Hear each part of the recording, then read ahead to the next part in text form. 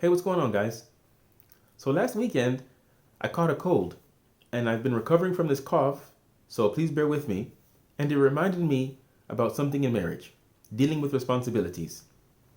Responsibilities in marriage are like a seesaw. Sometimes one spouse will be doing more of taking care of responsibilities in the house, whether that's inside the house, dealing with cooking and cleaning and so on, or outside the house, things that I will call like yard work, taking care of the cars, or whatever vehicle that you use, and so on.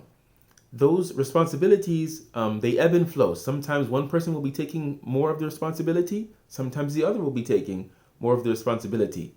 So keeping this in mind, we shouldn't really get agitated or frustrated when we feel like we're taking on more of the responsibilities sometimes.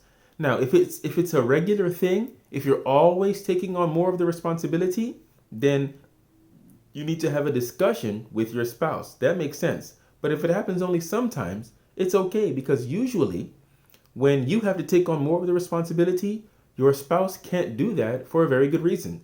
Let's say, for example, your spouse got sick. Let's say you had the flu first, then all of a sudden you recovered, and then your spouse got the flu, and your children also got the flu. It's going to be very difficult for them to carry out their normal responsibilities. They're going to be out of commission for a few days. So you should be sensitive to these kinds of things. If the sick spouse is the one who usually does the cooking, you take that on just for a little bit, just until they recover, and ease that burden from them. And this is why it's a good idea to also cross train, meaning you might not be the primary cook, but you have an idea of how to prepare a few things in the case of an emergency, such as this one. So cook just for those few days that your spouse is out of commission, or otherwise provide the food.